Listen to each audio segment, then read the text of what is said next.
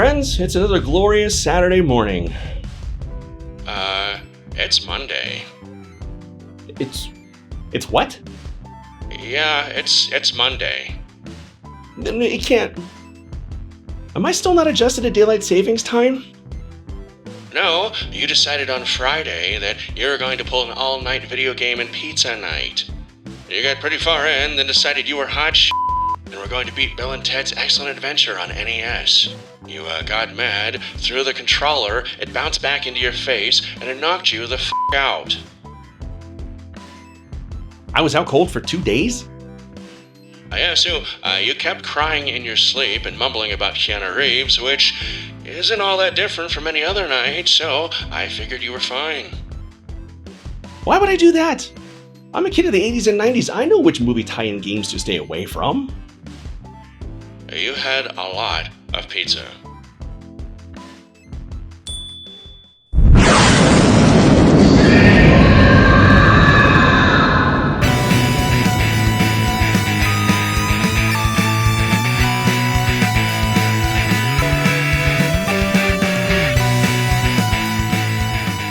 Welcome back to Space Castle, where we explore all things nerdy in the universe. I'm your Captain DT, and I grew up in the gilded age of movie-based video games. Every weekend, we 80s and 90s kids would beg our parents for a trip to the video store with one goal in mind: to try and sneak into the adult section and see our very first boob. Okay, 2 goals. The second of which was to rent a video game and usher in a glorious weekend of gaming before Monday reared its ugly head and we'd have to go back to school. It was always tempting to pick a video game based on a movie that was popular at the time, or one that we'd seen over and over again on VHS or cable. Who wouldn't want the chance to get sucked into their favorite movies and relive those adventures firsthand? And despite popular belief, the very first video game based on a movie license was not the infamous E.T. More on that in a second. But Raiders of the Lost Ark was actually released in November of 1982, just 1 month before E.T. on the Atari 2600, and is recorded by Guinness as being the first. And it's a weird one. It's incredibly vague, and the instruction manual is misleading despite being filled with hints, and it received very, very mixed reviews when it came out. And to make matters worse, Pitfall, which is basically legendary status, came out 2 months prior and did the whole Indiana Jones thing way better, essentially making Raiders of the Lost Ark obsolete before it even came out. But Steven Spielberg was allegedly undeterred, and E.T. came out on the Atari 2600 in December of 1982. And it broke the f***ing world. E.T. was cited as one of the worst video games after that point and became one of the largest commercial failures in the history of the industry. But it wasn't done there. No, it destroyed the entire goddamn home video games industry and helped cause the video game crash of 1983. E.T. on the Atari 2600 was such a horrible, festering pile of shit that it lingered on store shelves, and it, along with many other awful games released at the same time, created an oversaturation of trash that nobody wanted to buy, and publishers didn't have the cash to buy back from retailers. And thus, the urban legend was born of the E.T. cartridge burial site in Alamogordo, New Mexico. The legend states that Atari buried a massive amount of copies of E.T. in a landfill in New Mexico to try and hide their shame. Also because they had no other place to put them. A layer of concrete was also poured over the games to keep people from ever finding them and reminding them of how they ruined the goddamn world. And in 2014, the legend was actually proven true. Kind of. There was actually a large burial site, but the alleged millions of copies of E.T. turned out to only be about 700,000 copies of all sorts of Atari game cartridges. The games industry suffered this crash and lack of interest from the public for years until a little thing called the Nintendo Entertainment System was released in 1985. Nintendo single-handedly rebounded the home gaming industry, and life was good again. Everyone learned their lesson about creating video games based on movies, and everything was great. The end. Are you f***head? That's not true at all. No. God, no, of course it isn't. Hundreds of video games based on movies have been made with varying degrees of quality. Just in the late 80s alone, we had awful movie-based games like Back to the Future and Bill and Ted's Excellent Adventure on the NES, which are deemed some of the worst ever and nigh impossible to finish because they are so broken. My own first experience with movie-based games on the NES was Ghostbusters. Released in 1988, it is a miserable, broken-ass experience of a game that taught 5-year-old DT an important life lesson. That being associated with a property you love is not an automatic sign of quality, And sometimes people just slap branding onto a piece of crap to trick you into buying it. Congratulations, 5-year-old DT. You learned a valuable lesson and you proved the lack of justice in our culture. But we've also had some absolute gems like Sunsoft's Batman based on the 1989 Tim Burton movie. Now this game is harder than my liver at 6 p.m. on Thanksgiving Day, but is a fantastic experience with tight controls, solid graphics, and excellent music. It's regarded as not only one of the best Batman games, but one of the best games on the NES, period. You know, even if it has Batman murdering hundreds of dudes wholesale with a wide variety of weapons. Batman has been no stranger to movie-based video games through the years. He's kicked ass on the NES, the Game Boy, absolutely rocked the hell out of the Super Nintendo with the excellent Batman Returns. But he's also laid some absolute stinkers like Batman Forever on the SNES. The game boasted what were, at the time, supposed to be cutting-edge graphics using motion capture technology to digitize live actors into sprites, just like Mortal Kombat. But the game is so sloppy, the controls so bad, and the graphics so muddy that it's almost impossible to navigate and figure out where to go. Much less actually get Batman or Robin to go there. Batman's actually been central to the history of movie-based video games from beginning to end. We'll talk more about that in just a minute, but let's dive deeper into the really successful games based on movies.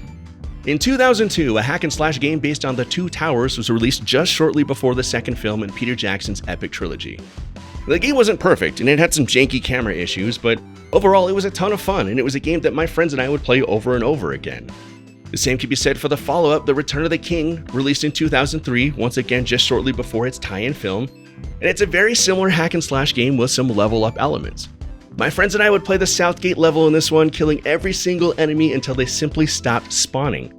And when that got old, we unlocked all the Hobbit characters and we'd play again that same level over and over again, cackling gleefully as two hobbits tore through a literal army of orcs and urukai. Those games were so much fun and so effective in getting you excited for the films. They weren't AAA grade amazing, but they also weren't crappy half-assed cash grabs just to make a little bit of money on the side. And then there's Spider-Man 2, which, until Insomniac got their hands on the franchise, was regarded as probably the best Spider-Man game ever made up to that point in 2004. Technology was still fairly limited by today's standards, but the way Treyarch created physics-based web swinging and a scale open-world recreation of Manhattan became the standard against which all subsequent Spider-Man games were judged. And the fact that the game actually featured performances by actual cast members of the movie made it feel all the more authentic. It became the highest selling game at the time of its release, earning over $100 million in sales by the end of that year. It was a massive success. There were some legitimately good tie-in games through the 90s and 2000s, and many of those found great success in their own right. So what happened? Why have movie tie-in games become a thing of the past? Well, there's several opinions on the subject, and most people believe in a perfect storm of factors that contributed to the downfall. Some people believe that the growing popularity of mobile gaming in the late 2000s was the catalyst. Instead of developing an expensive console game and taking a gamble with both time and money, a cheap, easily accessible to a wider audience game could be cranked out and distributed to anybody with a cell phone. And I'll admit, I was playing the Iron Man 3 tie-in game on my phone in the theater, waiting for the lights to dim down and for that very movie to start. There's also the fact that movies have become faster to make with the advent of digital photography, advanced rendering and processing, and editing that takes far less time to achieve the desired results. Thanks to faster computers and better software, Disney can now crank out a Star Wars or a Marvel sequel every couple of years now. A well-made video game still takes more time than that if it's being done right. Gone are the days of small teams developing for the Super Nintendo and being able to make a game in a year or less. 3D gaming and the ever-present demand for good graphics and atmosphere in that realm require much more time than that. Unless we're talking about Enter the Matrix, which took 2.5 years and $20 million to make, and I have no f***ing idea where any of that time or money went because that game is a festering pile of shit. But what I think was the real reason they stopped making movie and tie-in video games was Batman. That son of a bitch! You see, in 2005, the Batman franchise was rebooted by some guy named Christopher Nolan. Maybe you've heard of him. And in the mid-2000s, movie tie-in games were still all the rage. People love Batman video games, for the most part. So it seemed to make great sense for Electronic Arts to publish a video game based on what they were hoping was going to be an excellent kickstarting of the Batman franchise. The problem was, Batman Begins didn't really set the world on fire when it was released in theaters. It did well enough, but nothing terribly impressive. I think people were still shy about Batman movies after the silliness of the Schumacher era, and while Batman Begins is pretty dang good aside from that third act, we're right on top of the main hub, and it's gonna blow. It only made about $200 million in North America. People waited for home viewing to check it out. That's when the film found its audience, and everybody was like, oh f***, Batman's cool again. Thank you, Christopher Nolan. And as such, the Batman Begins video game, published by Electronic Arts, was kinda largely forgotten. It sold just over 500,000 copies. You can buy a copy on eBay today for like $8. But Batman Begins' eventual success led to the green light of a sequel film, and EA decided to give the video game tie-in ordeal another shot. And it broke the f***ing world. No, it did not. Don't do that to the people. Okay, no, it didn't break the world. But it did probably put the final nail in the coffin for movie tie-in games. A game based on The Dark Knight was in development for PlayStation 3 and Xbox 360 almost at the exact same time the movie was in production. EA was overseeing development by the Brisbane branch of Pandemic Studios. The game was originally going to be linear, and things seemed to be going well enough at the time. Lots of effort was being spent to match the look and feel of Christopher Nolan's Batman universe, and the general opinion up to that point was it was looking pretty great. But for some reason, Pandemic Studios got a wild hair up their asses and thought to themselves, hey, what if we completely derail the development of this game halfway through and start over completely using a brand new engine? And they did just that. Starting over with the Odin game engine created by Pandemic's Los Angeles office and switching from a linear game to an open world game, things fell apart faster than the third act of Batman Begins. What do you need? Can you drive stick? When they tried to import all the assets they'd already created into the Odin engine, nothing worked.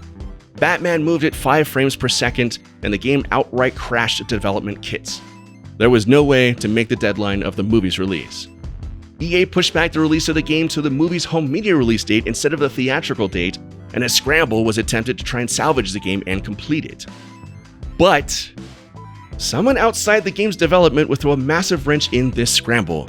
And that person was... Okay, hang on, this is gonna blow your minds. Let's take a brief interlude to prepare you mentally.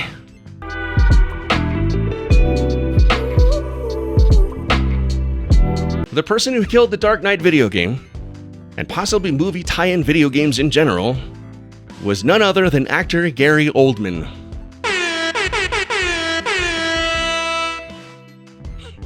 As you recall, Gary Oldman played Commissioner Gordon in Christopher Nolan's Batman movies, and as such, he was able to visit Pandemic Studios in Brisbane and was shown a bit of the game while it was still being developed. What he didn't know was that what he was being shown was a secret, and that Pandemic Studios and Electronic Arts hadn't ever actually told anyone they were making the game. Oldman accidentally announced the game to the world in an interview on the G4 network and ignited a fire that put enormous pressure on Pandemic and EA to try and get the game out while the hype window for the film was still open.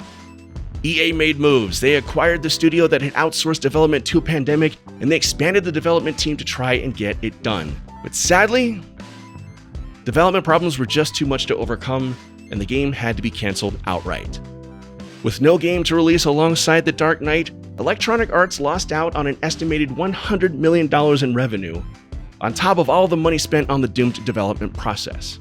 They were pissed.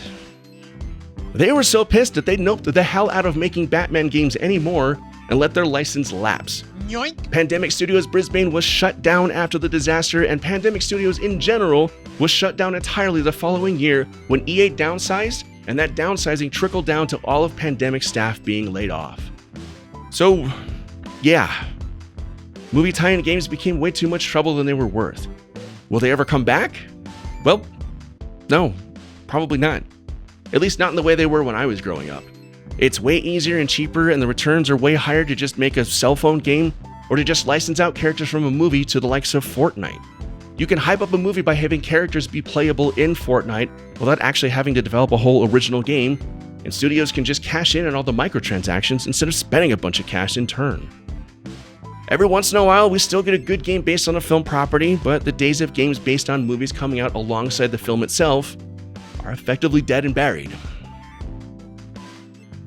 Just like all those Atari games in New Mexico. Movie tie-in games was a fun era while it lasted, and we got some really great ones back in the day. What are some of your favorites? Did I list them in this video, or were there some I missed? Leave a comment down below and let's reminisce about an era of gaming sadly long past. And be sure to like, subscribe, and share this video with a friend if you enjoyed it. And if you want to consider supporting even more, consider becoming part of the Galactonaut crew at patreon.com/spacecastleshow. These awesome folks have, and they keep the Space Castle going in our mission to explore all things nerdy in the universe. And we just welcomed our newest member, Andronicus Rex, the master of all he surveys. But we're just going to call him Dave. Thank you so much for joining up, Dave. And that'll do it for this episode of Space Castle. I'm your Captain DT, signing off.